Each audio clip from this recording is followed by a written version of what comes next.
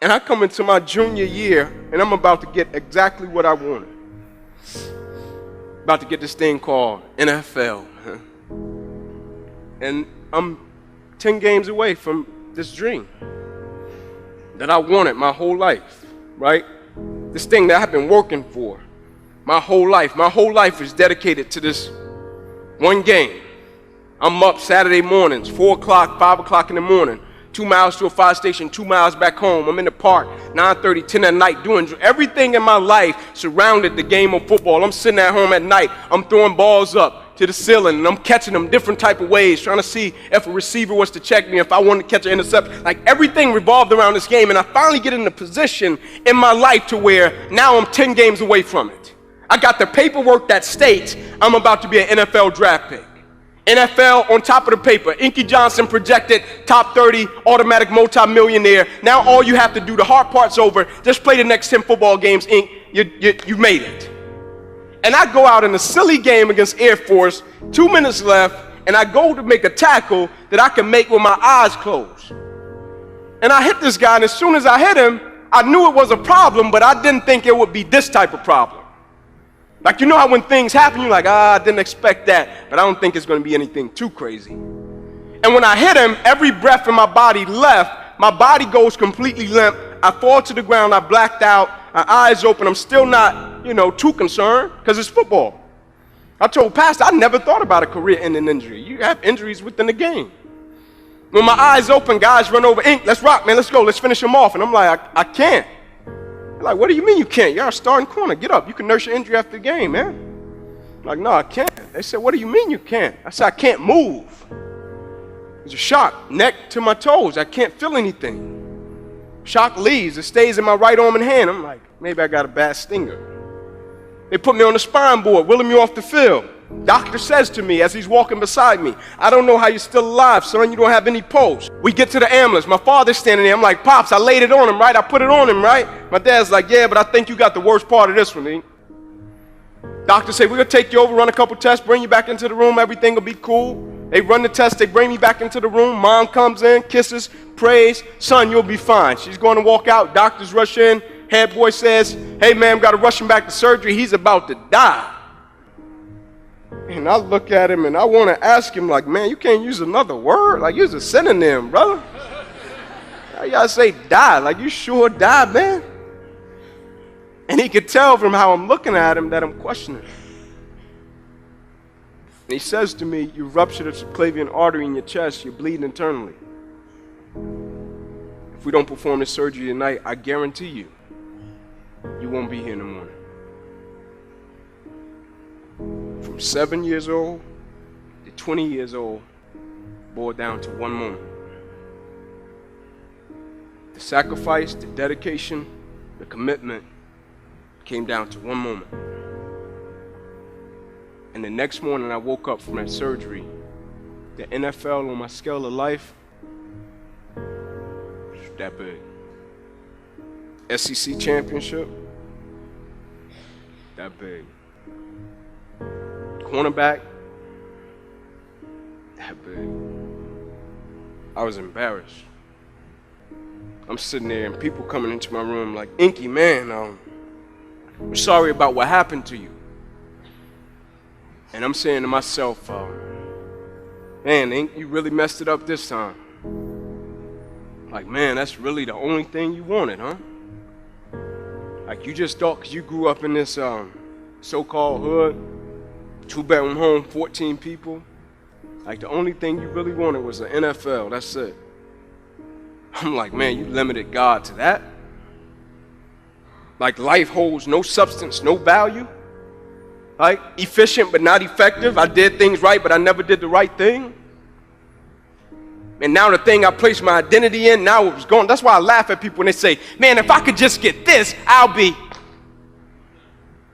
Man, if I could just get this position, I'll be. Woo! Man, if I could just get this amount of money, I'll be. I'm like, woo. But what happens even if you get it or you don't get it? What happens when God says yes and no? Like, do you have the ability to accept what you don't understand? Can you still see God's plan when it didn't go the way that you thought it would go? Can you handle when things get off course? I'm sitting there and I'm thinking, like, man, I'm 8 games away, and God is redirecting me, and I'm like, God, just let me get to the NFL, then redirect me. Like, let me get the contract, then redirect me so I can help my family. And God's like, no, son, I need you to really go that way. And I'm like, you sure? Like, man, I need to go this way. He's like, no, I need you to go this way. I got something greater for you. Now, it might take a little longer to manifest, but I got something even sweeter. Like, I got something more fulfilling. I got something more rewarding. I got something, son, that's going to carry you for the rest of your life. Like, it's an amazing thing. I knew this was what I was supposed to be doing when one day I'm backstage and I got the same feeling that I got when I used to be in the tunnel before I was running out of Neyland Stadium. I said, thank you, God. And so now I live my life a certain type of way according to what God has done.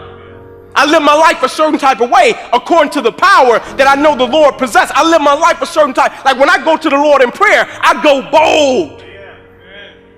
And every time I go bold, I'm so thankful that that's not me and my Lord's first time communicating. And people have the nerve to ask me all the time, Inky, why wouldn't you change what happened to you? You got a paralyzed right arm and hand. I'm like, if you only knew and if you only saw the works that God has done in people's lives around me. What he's done in me, yeah, it's great, it's cool. But what God has done in the people's lives around me, like, you can't put a price on that. Like, at a certain point, like, what is it really about? Like, and I know the initial reaction when we go through things is to say, man, why did this have to happen to me? And this is an honest reaction. This is what I've understood. In life, some people don't need you to preach a sermon, they need you to live one. And so when they see you living it, they can connect and identify with that. The only thing I ask of you, as talented, as brilliant, as powerful, as beautiful as you are, never allow life to make you forget why you started in the first place. Meaning that first time you said, man, I'm riding with Christ, let's go.